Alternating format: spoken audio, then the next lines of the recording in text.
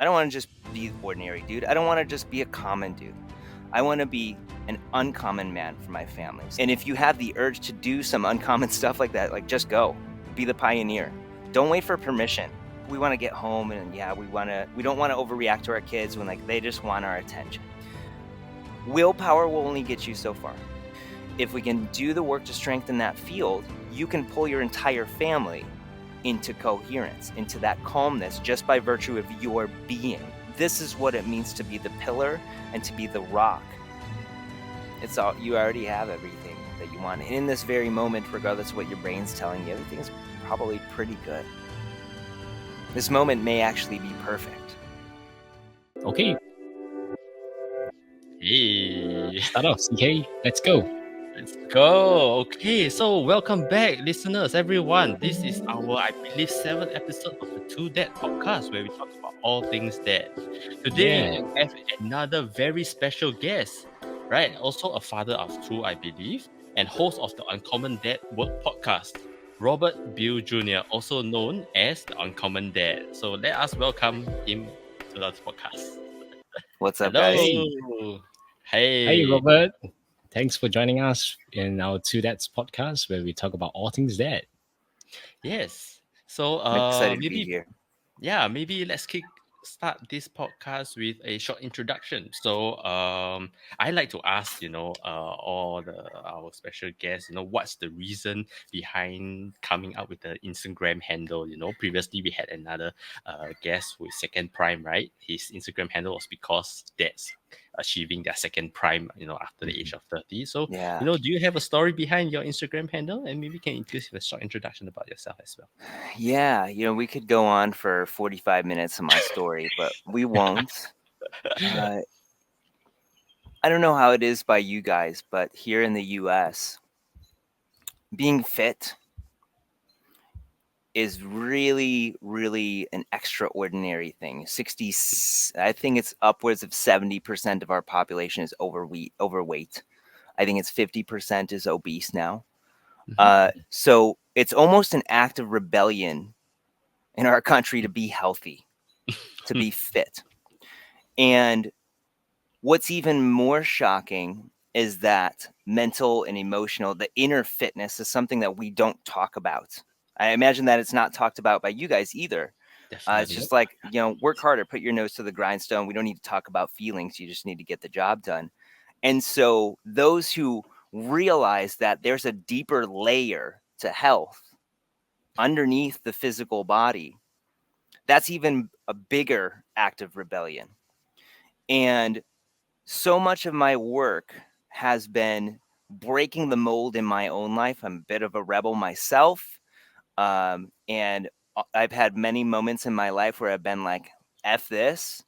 Just because that's someone else's story doesn't mean that it has to be mine. Just because the ordinary dad is overweight, out of shape, huffing and puffing, distracted, working himself into the grave, doesn't get enough sleep, he's easily frustrated and irritable, doesn't mean it has to be my story. That's the ordinary guy's experience. And what I want to be for my kids is extraordinary. I don't want to just be ordinary dude. I don't want to just be a common dude. I want to be an uncommon man for my family so that when I'm out, just in general, I'm running around the neighborhood. People are like, that's the neighborhood fit guy. That's what I'm known as here. People stop their cars and like talk to me. They're like, we know you as the fitness guy in the neighborhood. And I'm like, great. I go out and I run with a weight vest on. I push the stroller with my daughter in front and I have my son in the bike chariot in the back and I'm out running with them. And people notice. Why? Well, it's a little crazy, but I'm the only one doing it.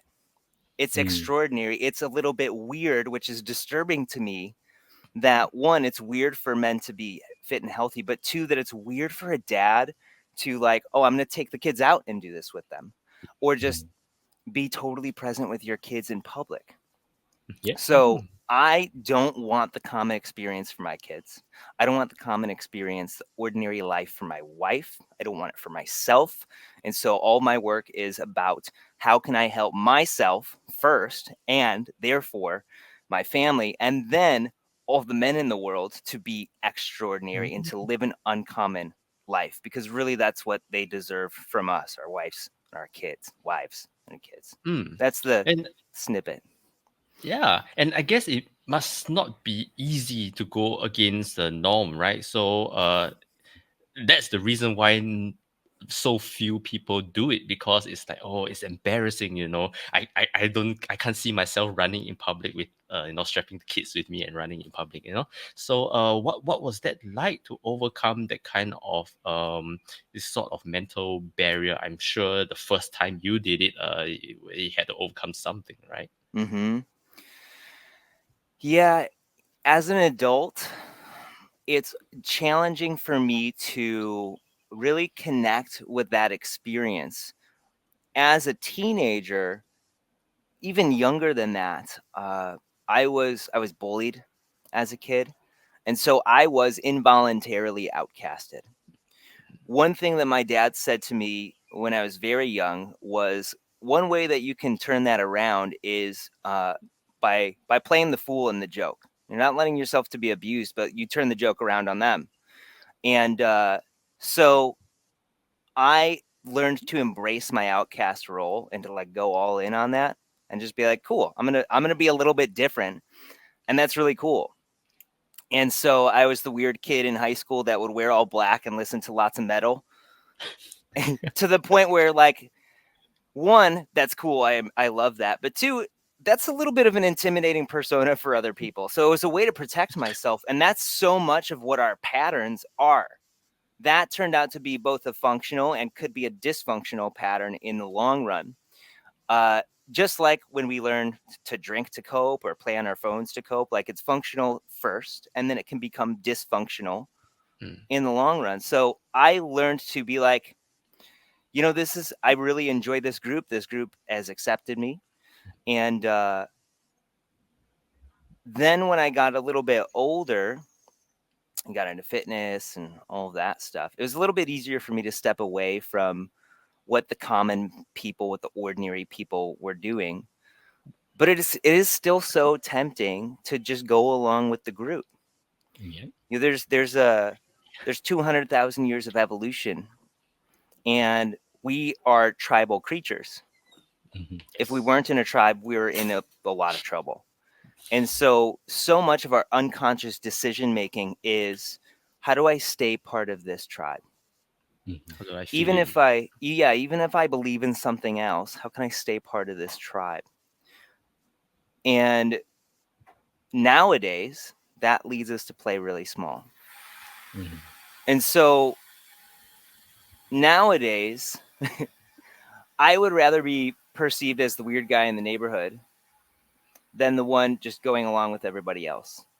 Hmm. And I also know that my wife just ran over a pool that wasn't a gunshot. Um, I also know, and one thing that helps me with this stuff is that by doing the uncomfortable thing, doing the weird, uncommon thing, and showing other people, I give other people permission. I Mm. give other people permission to do that thing too. Most importantly, by doing that weird, uncomfortable thing, I'm gonna go run with the weight vest and like push the baby stroller in front and haul the the baby chariot in back, or I'm gonna be the weird guy that's out running at 4 a.m. every day, barefoot, whatever. Or I'm gonna be out the weird guy doing yoga or tai chi in my front yard, whatever. I know that the most important people looking at me are not the neighbors in my neighborhood. They're the little eyeballs that live in my house, my two Yep. kids. And that my legacy is not money, it's not possessions that I give them. My legacy is actually my example. And so I Mm. don't give a shit what other Mm. people think, because what's important to me is the program that I'm giving to my kids. And I want to give them the best program possible. Wow. That's really a very powerful sharing. I think um, it's really not giving a shit about what other people think, and having that very strong conviction what you're doing is going to be, a very great example for the little ones at home, and knowing that how it benefits not only yourself but the entire family. So I think that's really a very brave and courageous move to go against the norm, to say that, I'm not going to do whatever is common. I'm going to be uncommon. And typically, in early days, when you're schooling or even in the university or even when you're out working in a career, being uncommon is not something that everybody wants because you get outcast easily. And people will find that it's rather challenging, to be in my neighborhood and be the weird outcast that is doing something that is not what the rest of them are doing.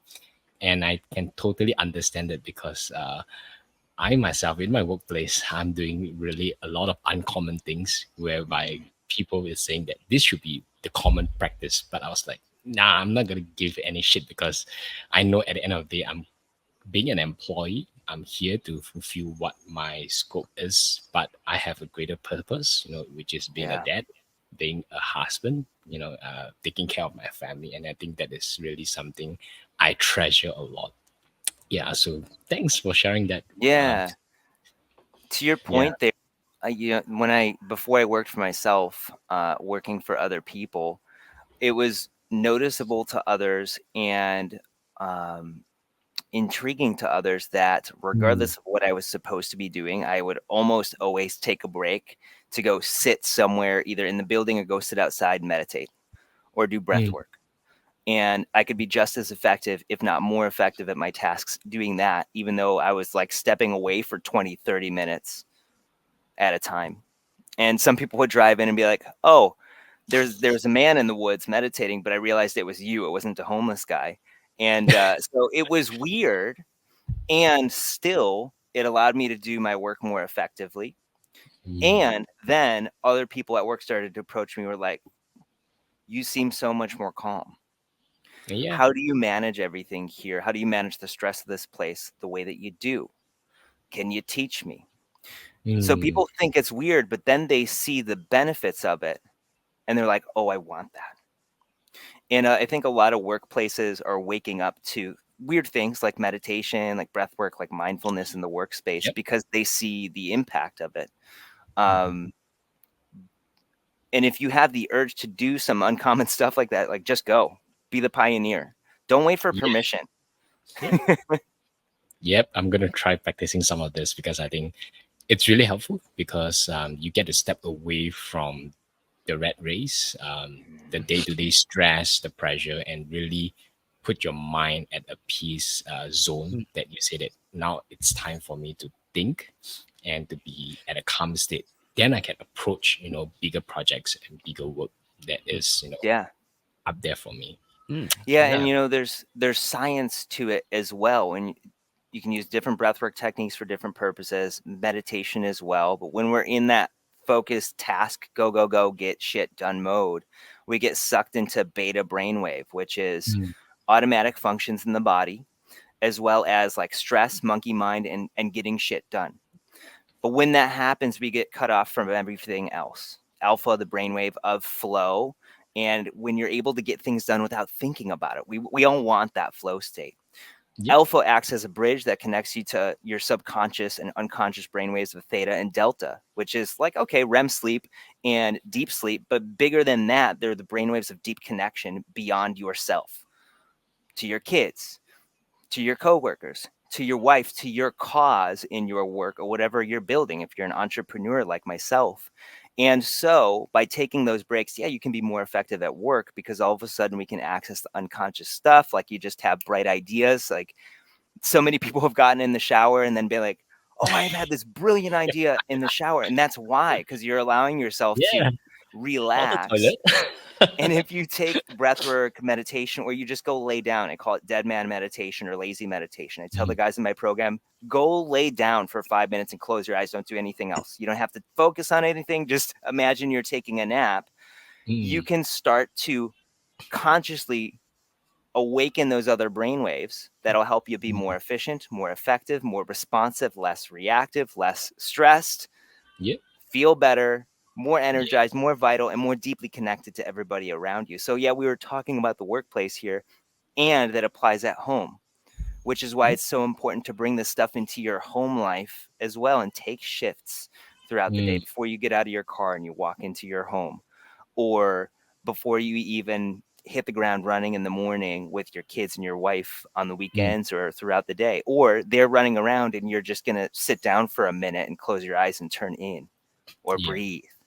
Mm, Yeah. yeah. And this whole conversation actually made me recall something that my mom told me when I was a kid. Mm. As a kid, when you start making friends, you start to have these pressures all around you, right?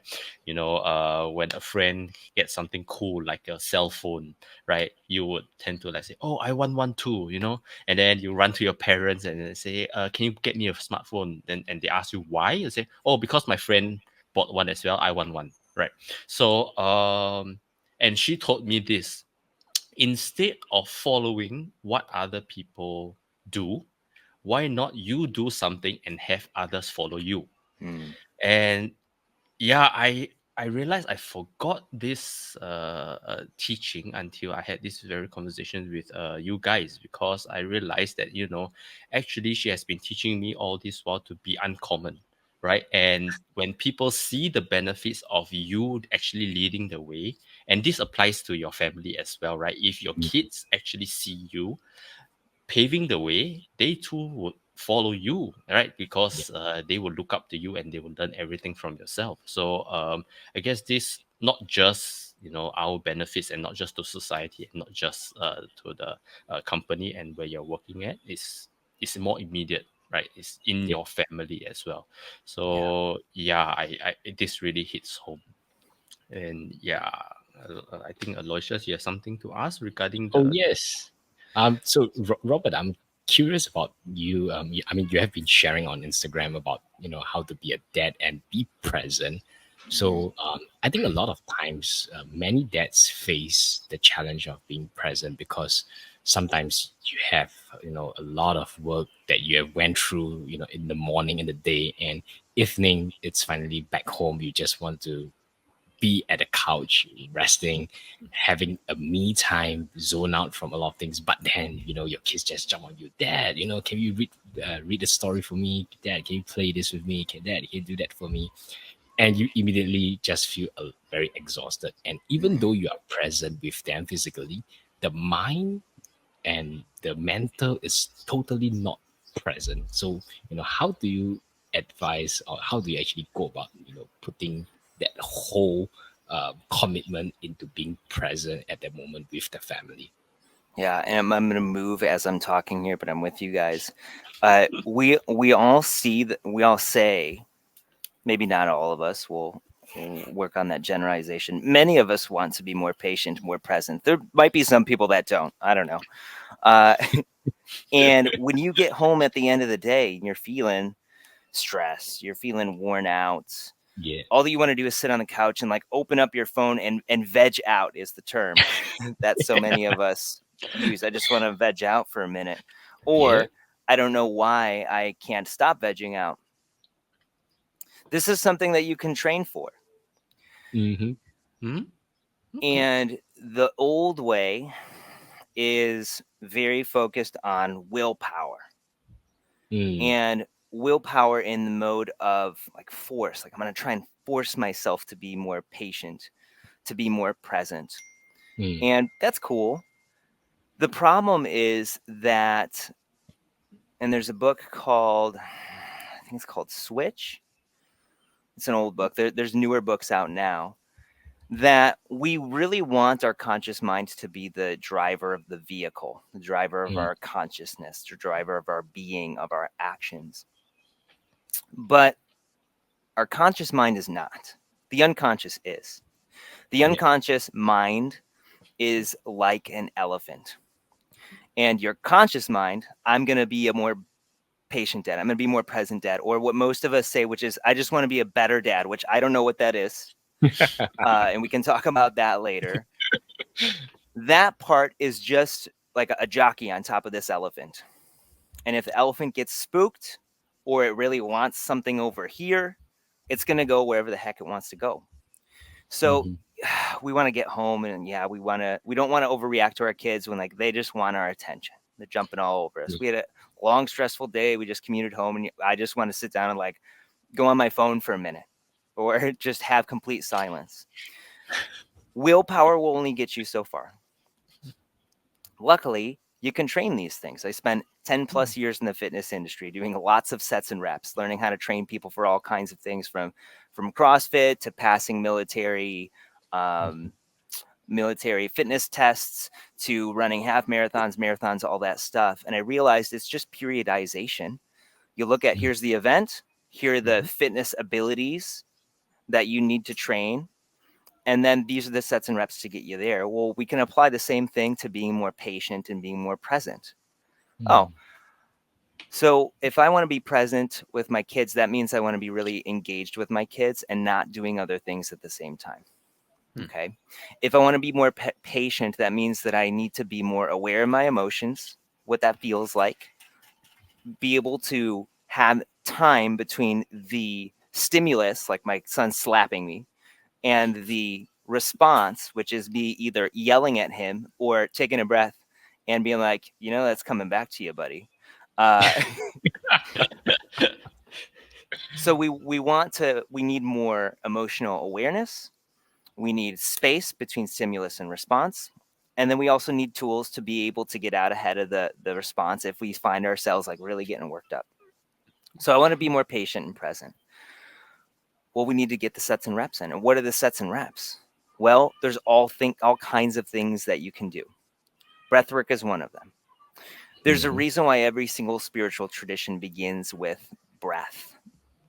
Mm. Almost all spiritual traditions talk about spirit or the animating life force in one form or another, prana, chi, whatever you want to call it. In the English tradition, it's spirit, the animating life force. It's coded into our language. To breathe in is to inspire.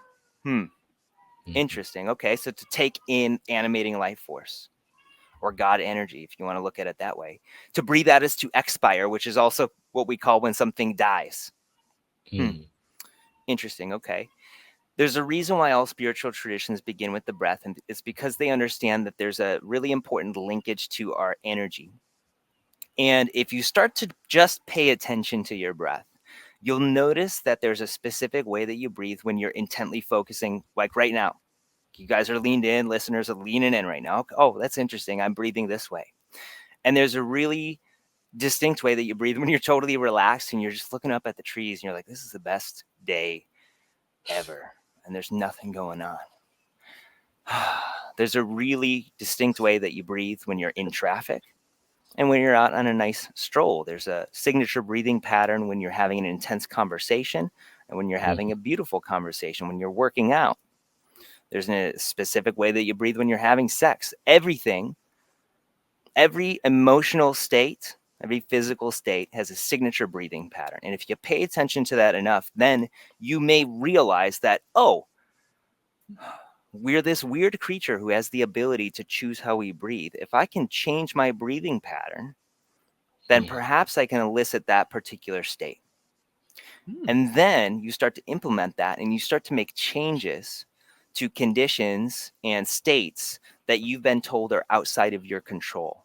My story is anxiety and panic, high blood pressure, for Mm. instance, chronic health conditions, chronic pain conditions. All of these things can be influenced by our breath.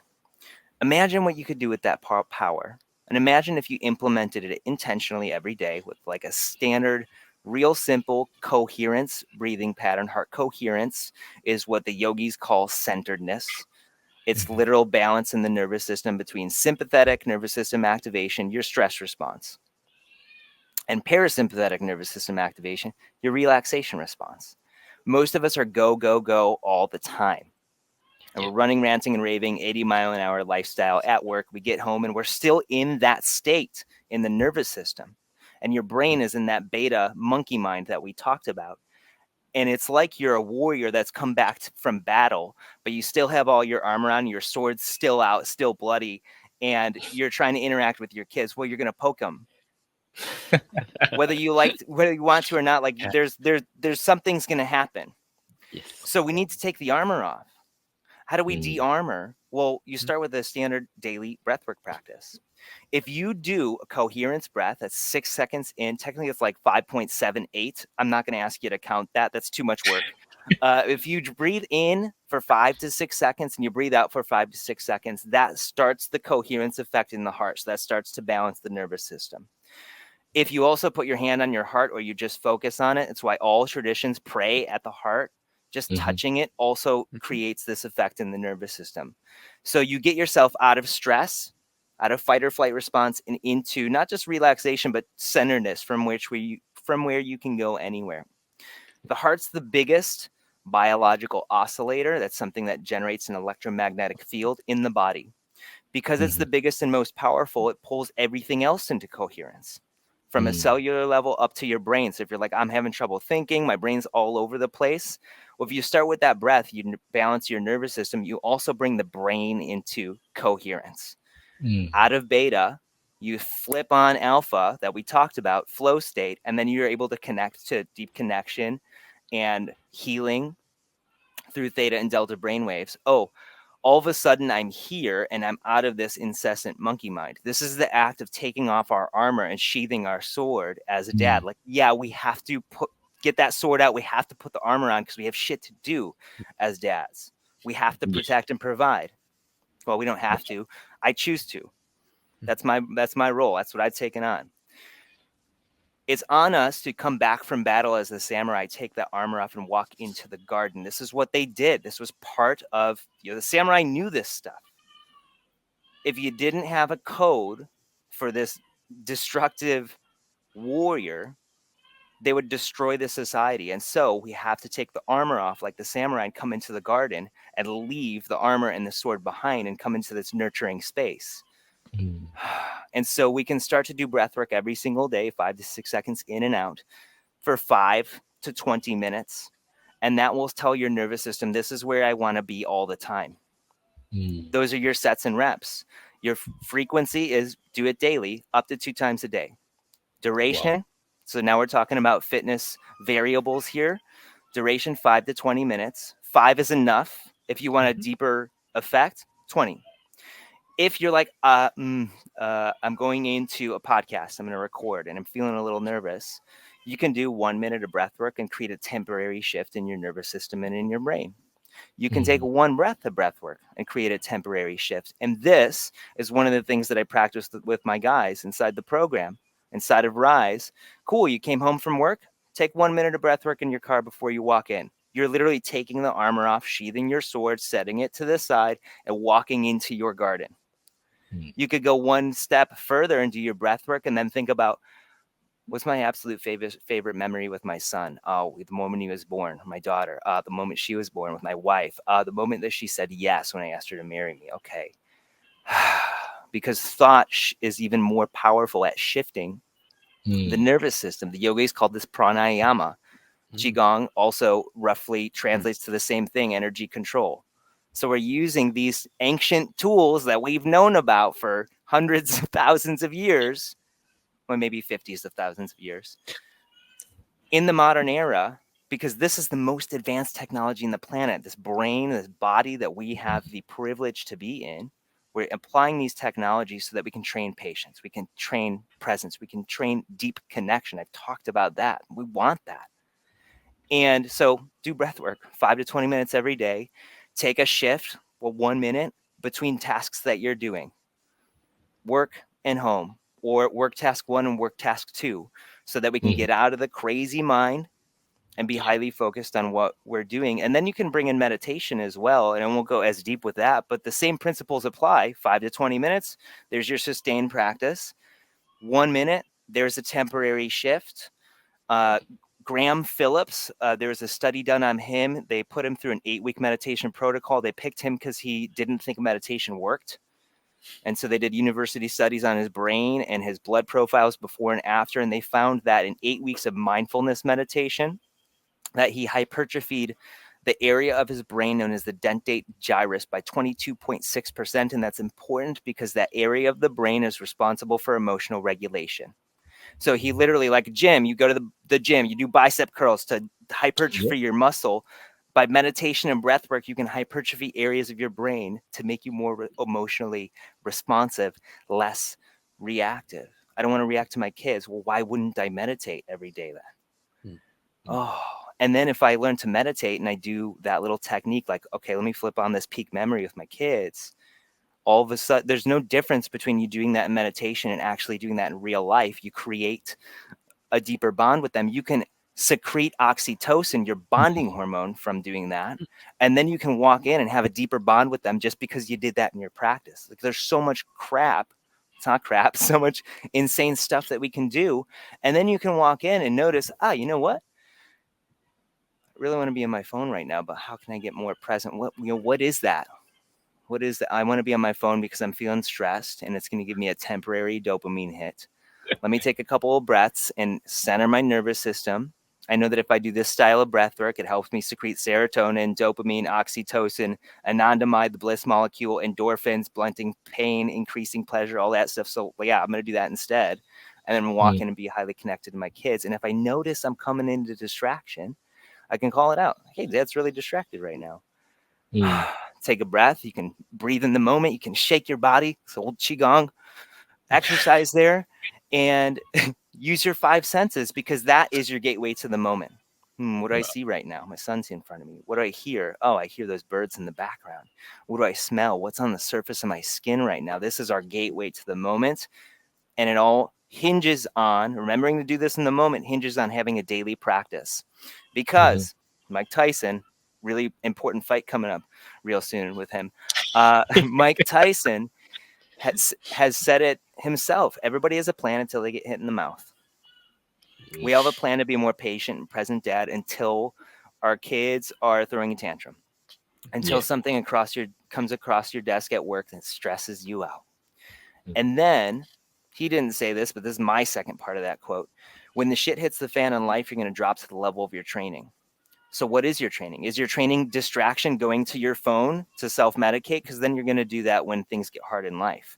But if your training is, I do breath work every day, I do meditation every day, I nasal breathe when I run so I can keep my nervous system calm, I do Qigong, like moving meditation every day, whatever it is to balance your nervous system, when you get hit in the mouth by life, you're going to drop to the level of that training instead. And if you're used to doing an awareness meditation so that you can be super present and activating that positive emotion when things get crazy in life and you get home and you're feeling stressed out at the end of the day, well, you can drop into that practice then and there and have a better connection to your kids than you would have if you weren't doing those practices. And really, that's what they need and deserve from us. Wow. I can only, wow is the only word I can think of right now, because dealing with a newborn, right, especially at a stage where you cannot communicate with your child, right, I cannot imagine the level of stress and the level of anxiety that brings into the one person, right, until the past couple of days. Baby just cries, refuse to sleep, refuse to eat, and then your this inner self is I can starting say your to, baby crying at the back. yeah, it's boiling over, that kind of thing, and you get worried and you get stressed, right? And this advice you just gave could not have come at a better moment for me, right? Yeah. So I'm going to practice that real soon, right? Yeah. Right after this podcast, before I go see my daughter, and I can only imagine how helpful this would be. Could that be the reason why dads love to spend time in the car so much before going home? Or in the bathroom, right? In the bathroom I'm on gonna the go toilet. take a dump. He's in there for 2 hours. Well, that should be what's happening in the bathroom. I hope. My teacher at the Temple of Kriya Yoga, when he learned to meditate, he was living with his family. The only place he could do it was in the bathtub. That was the only privacy that he would get. So that's where he would go. So guys, maybe that's what you need to do. CK, I want to talk about what you just brought up. You've got a newborn baby at home, and our kids, I don't remember what the duration is. I think it's at least at soonest like 18 months before they can start to self-regulate. They Yes. cannot regulate themselves. Their nervous system cannot regulate itself. They pick up the cues from you. And so if you're dysregulated or incoherent, which means that you're in that stress response. And that means that Mm. your heart rate and your respiration are not paired up, nor are the cellular functions, nor is your brain. You're essentially drunk in your nervous system. That's what your kids pick up. Yep. And one of the Mm. signatures, the experience of stress is not stress. The experience Mm. of stress is the emotional unease of stress. I'm feeling sad. I'm feeling anxious. I'm feeling irritated. I'm feeling scared. That's what your kids are going to experience. And if Yeah. your kid is hard to soothe, and sometimes babies are just hard to soothe, but there's a possibility that they're taking that from your nervous system. And so many guys talk about, I want to be the rock for my family Yes. Mm. that they can lean on or that the waves of life can crash over. So many guys talk about, I want to be the safety net for them, that in this tightrope of walk of life, that if they fall, I will catch them. So many guys Mm. talk about being the lighthouse in the storms of life. Like, I'm the beacon. I'm going to show them that they can come to me, that everything's okay. I stand here even when things are crazy. We actually do that at the level of our nervous system. So if you're incoherent, that's the signal that you're broadcasting out. I talked about the heart, that electromagnetic field. You can measure this with scientific instruments. It's not woo-woo anymore because we can measure it. Extends a minimum of 2 feet around your body. And it's one of the reasons why you can walk into a room with another person and be like, I like that guy. I've never met Yeah. you before, but I really like something about you. Or like, that guy. Even though he's saying nice things, I don't trust a single word that he says, right? Because we're actually picking up on what their nervous system is saying versus what's coming out of their mouth.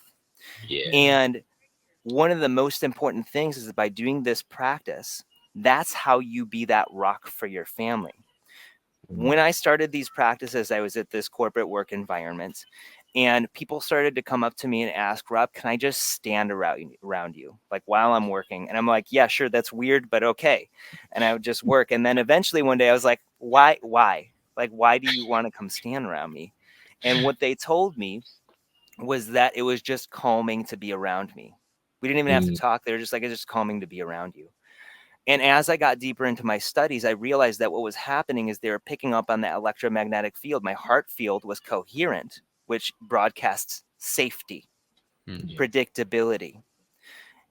And so they wanted to be around me because it was just calming to be in my presence. But when you have a newborn at home, or you have an 8-month-old or an 8-year-old or an 18-year-old, if you can broadcast that in your nervous system, you're going to help them feel more Mm. calm as well. You are going to be the rock. You're going to be the lighthouse. Again, it's not about willpower. It's about what we're doing internally to create these states and to create this sense of safety.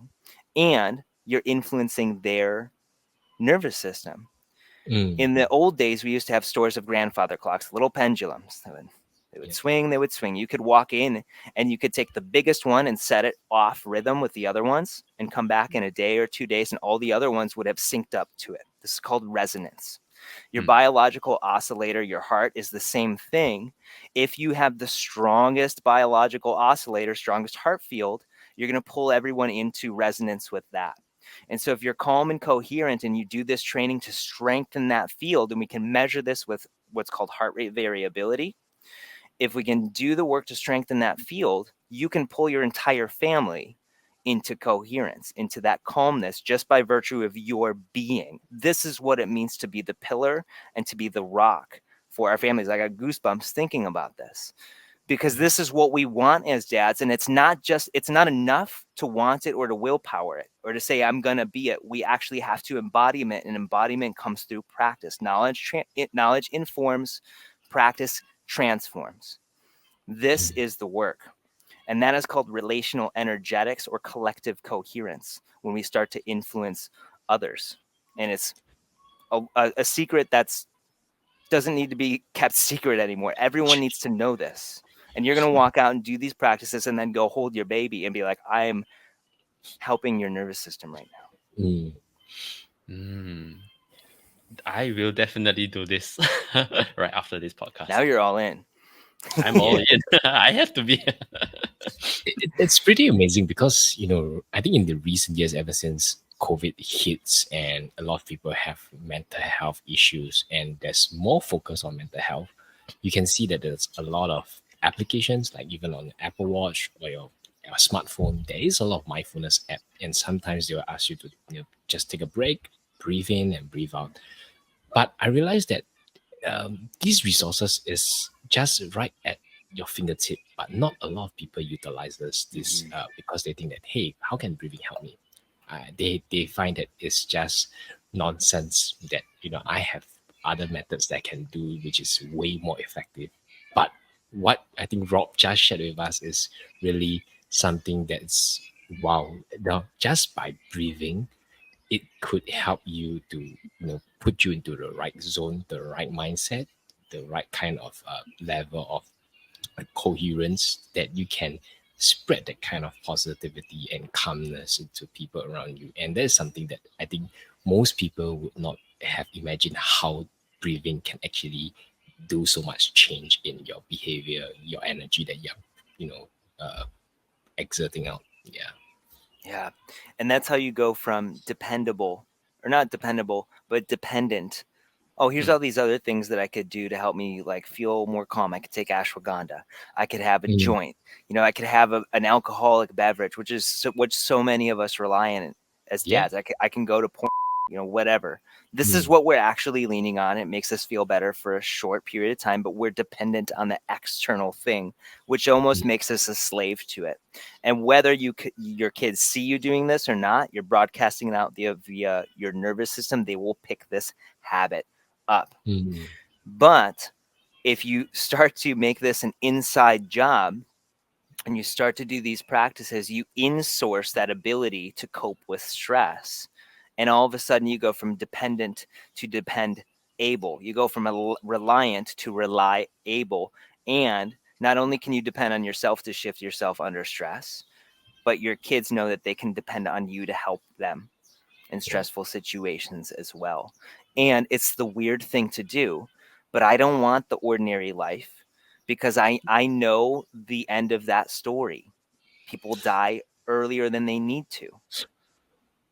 People die 2 years earlier than they need to just from skipping out on sleep, living the I'll sleep when I'm dead lifestyle. It's up to Yeah. 10 years for unmanaged stress. Like those, I want every minute with my kids. They deserve that. It's not just that I want it, they deserve that from me. And so it's on us to turn from relying on things outside of ourselves with which our culture has told us and really markets to us like, hey, you need this cup of coffee, to turn from that into this inside job and to view those things with a little bit of skepticism, like, I don't know if I really need that. Hmm. Hmm. Wow. So I guess it all goes back to I think just now you mentioned, what is it like to be a better dad, right? So all these are the reps and the sets that you mentioned. That some dads, they have a goal like yourself and us. We want to be patient, we want to be present. But some dads out there, they don't really have this very specific goal they want to work towards too. They just say, oh, I just want to be a better dad for my kids. So what is that Yeah. like? You know. So my question then, and this actually comes from one of my mentors, Mark England, who is enlifted. He's all about words, vocabulary, because our programming happens at the level of our language. And we can change our experience of life by changing our language, and then also program our kids with that too. Mm. So then when you say I want to be a better dad, well, what's the baseline where, like, what is a better dad? Because I don't know what that means. Yeah. I have no idea what that means. So you're saying, I think that you're saying you want to improve. Okay, well, where are you now? Where do you want to improve to? And how would we measure that? Okay, so what is a better dad to you? Do you want to be healthier so that you can run around with your kids? Well, that you probably want to be more cardiovascularly fit. Do you want to be stronger so you can lift your kids up and walk around with a 40-year-old a 40-pound kid without being like, oh, dude, you're so heavy? Because I don't want to be like, I can't pick you up because dad, you're too heavy and dad's bad back. Okay, so you need to be stronger. Oh, I want to be a better dad. I don't want to be distracted on my phone. So you want to be more present. I don't Mhm. want to overreact to my kids. So you're saying you want to be more patient. Those things, you can put those on a calendar and then you can go train for them. I want to be Mm. more playful dad. Well, you can put playtime on the calendar. Hmm. Move. Oh, well, I want to be a playful dad, so I'm going to put 30 minutes in my calendar, be totally with my kids every night when I get home. It's playtime only. Nothing else is going to happen. Here's when I'm going to go to the gym. Or you know what? I'm going to work out in my garage and my kids are going to work out with me or around me. Cool. So I'm going to be fit and engaged with my kids at the same time. These are the things that we can put on our calendar. So, okay, I want to be a better dad, but ask yourself, okay, what is a better dad to me? What would it mean for me to be better? And how Mm. can I commit to that and put it on my calendar? And what I think is most important is how can I bring my family into that as well? Yeah. Most of my work is done in the garage, this garage right here that I'm in, my set here, between 4 a.m. and 4:30 or 4 a.m. and 5:30 a.m. And on the weekends, I don't get up that early to do it. I wake up with the fam and I do my calisthenics and my yoga with my son, and he can play around me. Oftentimes, he'll pull his yoga mat out and do it with me. I'll do breath Nice. work and meditation out there. He'll sit in my lap for a couple minutes and then he'll run around. So not only am I doing the sets and reps that I need to show up as the better dad or uncommon dad, but I'm giving him the example so that he Mm. doesn't have to learn this stuff for himself. And my daughter too, she's almost 11 months now. She's seen this her whole life and she'll continue to see it and have that programming too. Nice. Yeah, this is so interesting because we all know, gym, fitness, all these more physical activities you can put on the calendar. But who would have thought to put patience Yeah. on your calendar? I definitely didn't think that you can actually write patience down on your calendar and you actually see it. But now that you mention it, it makes so much sense because it is not just something to remind yourself you need to do, but it's something that you need to actually act on it. Yeah. And nothing better to remind yourself than to actually write it down and visualize it as well. So yeah, Yeah. that's awesome advice. Yeah. Yeah. And if you look at where you spend your time, you can open up your phone and see where you spend your screen time. If you look right, because you're like, Yeah. 2 hours on Instagram. The average American man is on his phone 3.5 hours a day. 2.5 hours of that is social media. Mm. If you pay attention to, you can just write this down. Where do I spend the most of my energy? What do I think about the most? Where do I spend the most of my money? What would my spouse say is important to me? You start Mm. to get an actual view of what your values actually are versus what you say they are. And then if you look at that and you're like, I don't like that, Hmm. because most of my time and energy and my thought power is devoted to what am I going to do on social media later, not on my kids. If you don't like that, well then now you can change it. Now you can Mhm. change where you put your time, and there's nothing more real than putting it in your calendar. Because when you do that, you're saying, I'm making this a date. If it's not in there, it's not important to you. So what's in there? Your work? Cool. So that's the priority. And it has to be because you got to provide for your little family. What are you doing with the rest of your time? Yeah. Put it in your calendar. And it doesn't have to be complicated. I have training and meditation. I don't put the details of the techniques I'm going to do in there. I have work block. I don't put in that I'm going to check my emails and then go on Instagram and check my DMs and answer to those and check all my notifications and then get my copy up for my post and then post my post. I don't put that in there because that's overwhelming for me. I just do the basic patterns. So here's a block. Here's my fitness block and meditation block. Here's my work block. Here's my family time block. Here's my client sessions.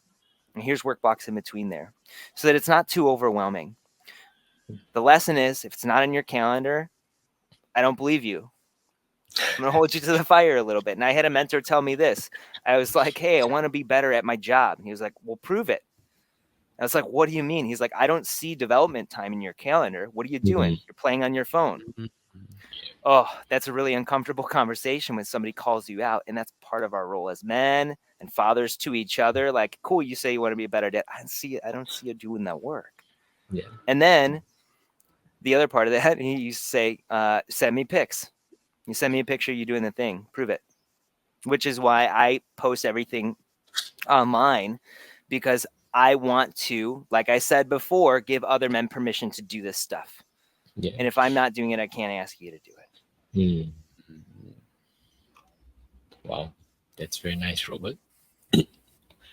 So Robert, part of our podcast is, getting dads to give advice. Of course, pun is intended. We will usually, invite guests to give the advice. Of course, not asking people that telling people that this advice is for you to follow, but I think this is something we find useful for ourselves and useful for couple of dads out there. And so, do you have any advice for listeners out there? Yeah, it's two words, and they are slow down. Slow down. Mhm. Because everything that you actually want is already here. Hmm. It's all, you already have everything that you want. And in this very moment, regardless of what your brain's telling you, everything's probably pretty good. This moment may actually be perfect.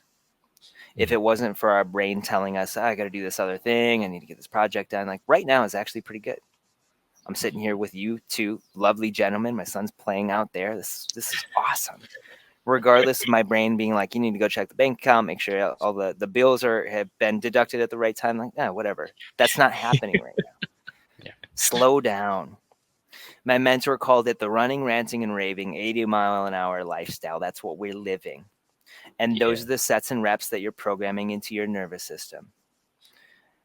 If you can consciously slow down a little bit every day, you're going to slow down your nervous system, and you're going to actually start to enjoy what you do have right now, the moments that you do have with your kids right now. And then you're going to program your nervous system to slow down even more. And this can be as simple as consciously breathing 6 in, 6 out as you're just walking around today, Hmm. or starting to call out what you're doing as you're doing it. Like right now, I'm picking up my water, I'm drinking my water right now. Yep. And then I'm putting it back down. It's bringing you into the present moment.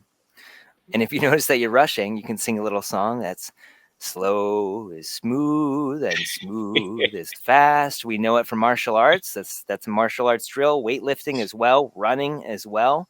If we start to move more slowly, we start to do things more smoothly. We have less mistakes, we have less pushback from people around us, and then we start to connect with this little dude that's over here standing next to me right now.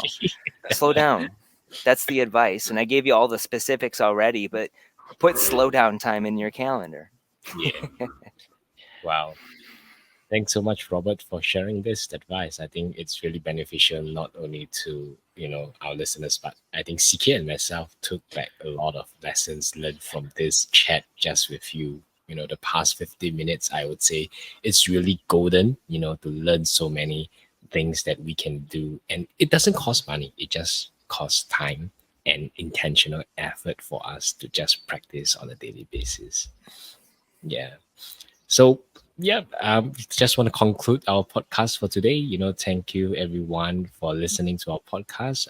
To our listeners out there, if you would like to find more about, the Uncommon Dad, just give him a follow on Instagram. His handle is the Uncommon Dad. And in case you're not aware, I think Robert Vale Jr. he has a podcast on Spotify as well. It's called Uncommon the Dad Word Podcast. Many great episodes out there to listen to, and I have listened to a couple of episodes, and there's still a lot of my list to listen on my drive to work. I totally enjoy it. We strongly encourage listeners out there to just go on there, add to your favorites playlist, have some listen during your day when you drive to work, or even in the evening when you're back home. Just spend some time and listen. And thank you so much everyone for listening, and do subscribe, follow, and comment any questions you would like to ask Robert. You can drop a comment here and we'll get him to follow up if there's anything. All right, Absolutely. thanks everyone. Thank you.